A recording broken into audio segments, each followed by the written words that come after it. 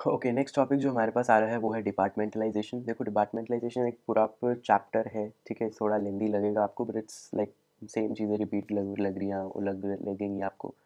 But anyway, शुरू करते हैं। देखो, डिपार्टमेंटलाइजेशन मैंने पहले भी आपको बताया था। इसका मतलब है आपने जो भी एक्टिविटीज़ करनी है ना ऑर्गेनाइजेशन में, उन एक्टिविटीज़ को ग्रुप कर देना कि भाई ये वाली तो सिमिलर एक्टिविटीज़ हैं, तो इनको एक ग्रुप में डाल दो एंड उसका एक डिपार्टमेंट बना दो। Making departments is departmentalisation, and making departments is done on the basis of actual जो जॉब्स हैं, है ना, कि आप उन्हें ग्रुप कर देते हो सिमिलर जॉब्स को। जो सिमिलर आपको लगती हैं वो आपने एक ग्रुप में डाल दी एंड वो एक डिपार्टमेंट बोल दिया आपने। सो मीनिंग क्या लिखोगे? Efficient and effective grouping of jobs. Jobs को ग्रुप करना किसमें? मीनिंगफुल वर्क यूनिट्स में। इन वर्क यूनिट्स को ही आप डिपार्टमेंट्स बोलोगे। डिपार्टमेंट्स वर्ड यूज़ नहीं किया बिकॉज अगेन जैसे मैंने बोला है कि जिसकी डेफिनेशन बता रहे हो वो वर्ड यूज़ करना रिफ्रेन करो आप। सो यू विल राइट कि basically departments is making departmentalisation is making departments. Making departments means making work units. You make work units from grouping of jobs, and grouping of jobs has to be effective and efficient. So efficient and effective grouping of jobs into meaningful work units, वही चीज़ को बस खींच दिया है ना। तो meaningful work units में अगर हम ग्रुप कर रहे हैं जॉब्स को, दैट इज डिपार्टमेंटाइजेशन। ऑब्जेक्टिव्स क्यों कर रहे हैं ग्रुप? सिंप्लीफाई होगा पहली तो बात, क्योंकि आपने अगर ग्रुप नहीं किया, सब अलग अलग खड़े होंगे काम करने, तो आपको हर एक को बताना पड़ेगा कि हाँ इसको ऐसे, इसको ऐसे। जो सेम है उन लोगों को भी दोबारा बताना पड़ेगा। तो दैट इज़ कॉम्प्लिकेटेड बिकॉज वो ज़्यादा आप काम कर रहे हो। क्यों करना वो ज़्यादा काम, जब आप काम को सिंप्लीफाई कर सकते हो कि पूरा काम मान लो 3 डिपार्टमेंट्स में बांट दिया। एक डिपार्टमेंट को बोला ऐसे काम करना है क्योंकि उनका सिमिलर काम है, दूसरे को बोला ऐसे काम करना है क्योंकि उनका सिमिलर काम है सबका। तो एक ही बार बोलना पड़ा तो काम सिंपल हो गया, ठीक है। तो सिंप्लीफाई प्रोसेस एंड ऑपरेशंस, ठीक है। इसके बाद आता है ग्रुपिंग स्पेशलाइज्ड टास्क। अब देखो, जो आप टास्क ग्रुप कर रहे हो, जैसे मैंने बोला जॉब्स ग्रुप कर रहे हो, वो जॉब सिमिलर वाली होंगी। अब ये जो सिमिलर वाली होंगी, ये बार बार, जैसे मैंने बोला ना, बार बार जब सेम काम करते हो तो वो उस काम में स्पेशलिस्ट बन जाते हैं। स्पेशलिस्ट बनना यानी क्या आ गई वहाँ पे? स्पेशलाइजेशन आ गई। तो स्पेशलाइजेशन आ गई तो डेफिनेटली एफिशिएंसी इंक्रीज हो गई। स्पेशलाइजेशन से एफिशिएंसी इंक्रीज होती है, राइट। नेक्स्ट है इफेक्टिव कंट्रोल ओवर एक्टिविटीज़। जब आपको पता है कि मेरे को बस 3 डिपार्टमेंट से संभालने हैं, तो आप अच्छे से कंट्रोल उस पर रख पाओगे, क्योंकि आपको पता है कि बस ये 3 हैं। एज़ कम्पेयर टू सारे अगर ऐसे स्कैटर्ड होंगे तो सबको संभालना मुश्किल है। जैसे आप बोलो कि मान लो सेक्शंस हैं, ठीक है, कि मान लो 200 बच्चे हैं, आपने उनके 5 सेक्शन बना दिए, तो अब आपको सिर्फ वहाँ 40-40 बच्चों को, मान लो 5 टीचर्स आपने हर सेक्शन में लगा दिए, वो उनको कंट्रोल कर लेंगे ईजी। लेकिन वहीं मान लो एक पूरे ग्राउंड में 5 सेक्शन को बुला लिया और बोला कि ये 200 बच्चों को हैंडल करो, तो 5 टीचर शायद मिलके भी वो ना कर पाए, बिकॉज अब वहाँ पे ग्रुप नहीं है ना, कौन किसकी सुनेगा नहीं सुनेगा, ऐसा होगा। तो जब आप डिपार्टमेंट बना रहे हो तो आप कंट्रोल ज़्यादा अच्छे से रख पा रहे हो over jobs. Fixing responsibility and accountability. जब आपको पता है कि मान लो आपने 3 डिपार्टमेंट्स बनाए, एक प्रोडक्शन डिपार्टमेंट, एक मार्केटिंग डिपार्टमेंट, एक सेल्स डिपार्टमेंट, और आपको अब पता लगा कि पूरे साल के बाद आपको लग रहा है कि यार मेरी प्रोडक्शन टाइम पे नहीं हुई, तो आप सेल्स और मार्केटिंग वाले डिपार्टमेंट को कुछ बोलोगे नहीं, और सेल्स और मार्केटिंग वाले डिपार्टमेंट को डर लगेगा नहीं, बिकॉज उनकी गलती नहीं थी, जो गलती ही प्रोडक्शन डिपार्टमेंट में हुई। तो डेफिनेटली आप जो रिस्पॉन्सिबिलिटी है, अकाउंटेबिलिटी है, आंसरेबिलिटी है, वो फिक्स कर रहे हो ना, क्योंकि आपको पता है कि भाई प्रोडक्शन में गलती है तो मैं प्रोडक्शन डिपार्टमेंट में जाके उनसे बात करूंगा कि क्या गड़बड़ हुई है ना। तो आपने फिक्स करी रिस्पॉन्सिबिलिटी क्योंकि डिपार्टमेंट बना हुआ था, है ना।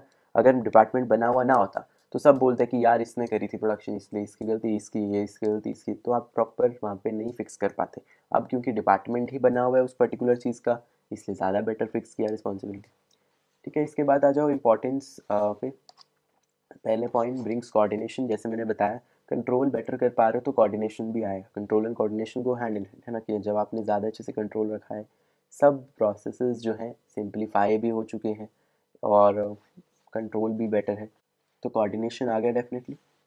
हेल्प्स इन ट्रेनिंग, क्योंकि आपको पता है कि भाई सिमिलर ग्रुप्स वाले एक ही डिपार्टमेंट में हैं, तो आप वहाँ एक ही ट्रेनर को भेजोगे जिसको उस डिपार्टमेंट्स के स्पेशलाइजेशन में है वो, और वो उन्हें ट्रेन कर देगा। एज़ कम्पेयर टू मान लो कोई डिपार्टमेंट ना होता तो आप कितने ट्रेनर को भेजते, कैसे भेजते, और वो कैसे उनको ट्रेन करते।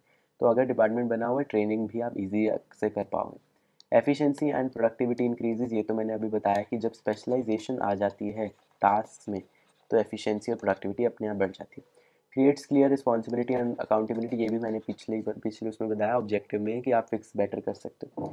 एंड देन एक पॉइंट आता है यहाँ पे better communication and control. Control तो मैंने ऊपर बताया है कि क्या होता है, कम्युनिकेशन भी बेटर है क्योंकि अगेन आप अच्छे से कम्युनिकेट कर पाओगे ना, जैसे मैंने बोला वो सेक्शंस वाला, कि आपको मान लो कुछ कम्युनिकेट करना है सिर्फ सेक्शन ए के बच्चों को, आप जब सिर्फ सेक्शन ए में जाके उन्हें बताओगे, बी और सी में नहीं जाओगे। वहीं अगर डिपार्टमेंट नहीं होते तो आपको ढूंढने पड़ते कि सेक्शन ए वाले कौन से मतलब वो टाइप के लोग हैं जिनको वो पर्टिकुलर इन्फॉर्मेशन पहुंचानी है।